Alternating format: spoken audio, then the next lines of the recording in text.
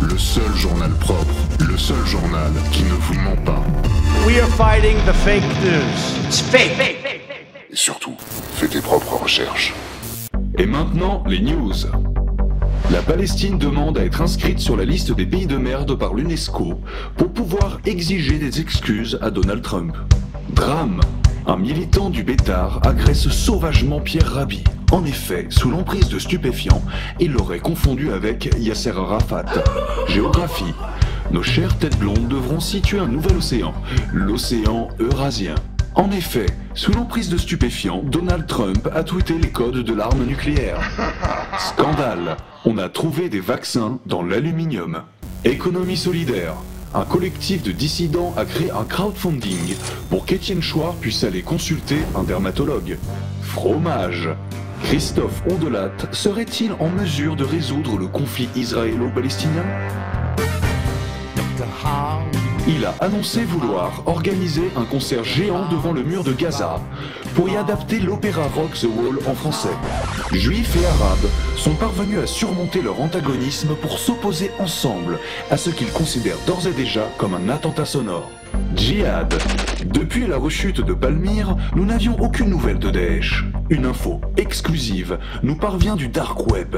Daesh aurait rejoint les nazis dans la terre creuse afin de réfléchir à l'avenir du monde et bien entendu de se ressourcer un peu. Grand retour. François Asselineau lance l'UPR Coin, une altcoin en blockchain aux caractéristiques innovantes. Sa valeur augmentera avec le nombre d'adhérents à l'UPR. Complot, la girafe serait un coup monté. Nous devons donner des ailes à nos mains, nous devons donner des mains à nos cœurs, pour de vraies valeurs au bout du chemin. Toi aussi, viens! La détresse derrière les préjugés parqués, ne t'y trompe pas, elle s'accroche. Tes doigts à ton volant collé te rendent le temps que tu veux, un espace ceinturé, protégé des chocs. La pauvreté, quelle que soit la cuvée, ne t'y trompe pas, cela empeste. Ne cherche pas, toucher, couler, l'air a traversé la misère. Souffle, il s'est allié les odeurs. Tiens, pince-toi le nez, les lèvres bien collées. Tu meurs, allez viens!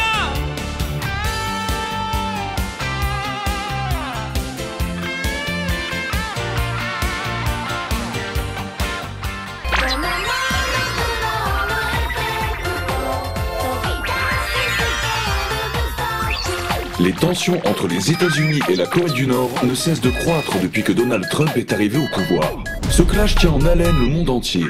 Des merdias aux gentils citoyens, tous crient et craignent la guerre nucléaire à venir. Alors les mecs, c'est quand vous voulez.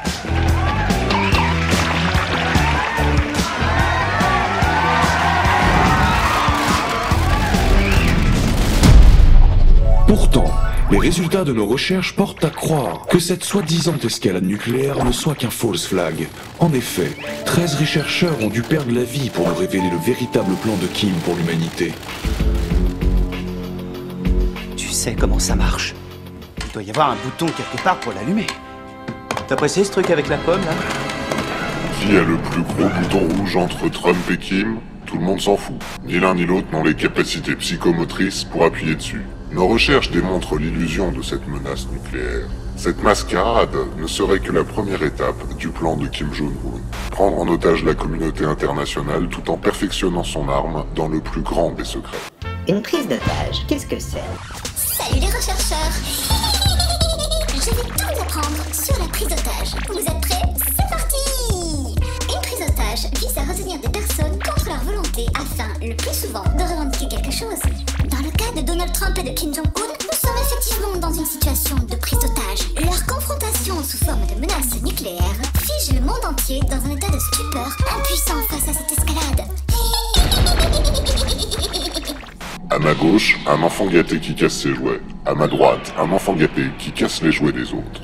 Le plus navrant est que Trump et Kim n'ont qu'à tweeter des menaces nucléaires pour créer la zizanie dans la communauté internationale. Tout ce show pour nous éblouir, pendant que Kim affûte sa véritable arme de destruction massive. Une technologie émergente en Corée bien plus préoccupante. Dans les compétitions internationales de jeux vidéo, les Coréens sont de loin les meilleurs. Ils remportent tous les championnats.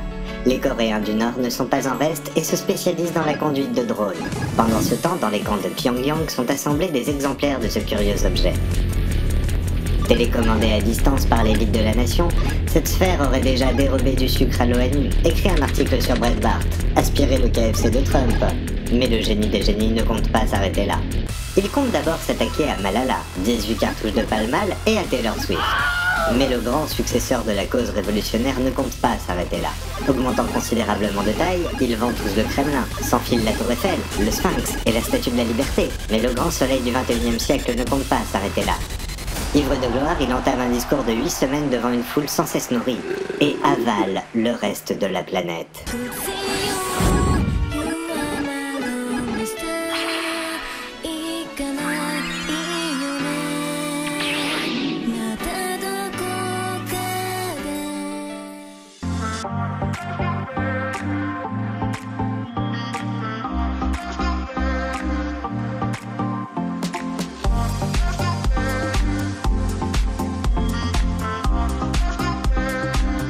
Notre mission, rééduquer les Français afin de les amener à un avenir plus radieux. Mais parle-moi, Marielle, qu'est-ce qui se passe? Elles sont multiples. Mauvaise allocation de ressources intellectuelles, appauvrissement culturel et génétique, et une classe ouvrière sous-éduquée. Agir au niveau local, au niveau des territoires, en formant par exemple vos paysans à la culture du manioc. Les sensibiliser aux avantages de la polygamie, sans compter notre programme de survie dans des milieux sous-développés.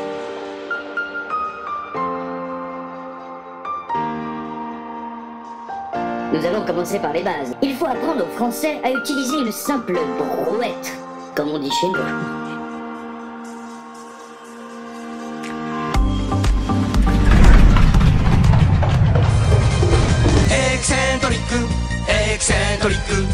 Excentrique shonen boy.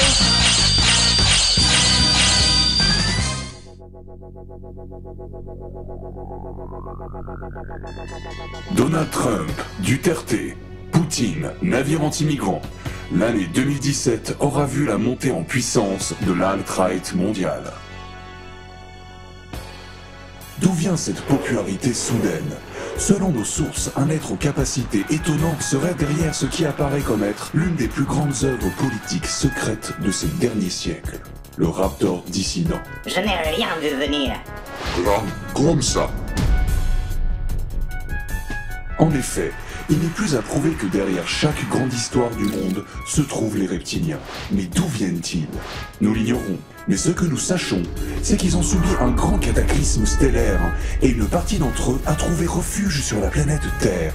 Ils prennent l'apparence des riches personnes blanches, apprennent nos coutumes, et préparent leur coming out d'ici une dizaine d'années. Parmi eux existe une frange bien plus extrême, la dissidence reptilienne. Son chef, le Raptor dissident, son credo, l'extermination, sa méthode.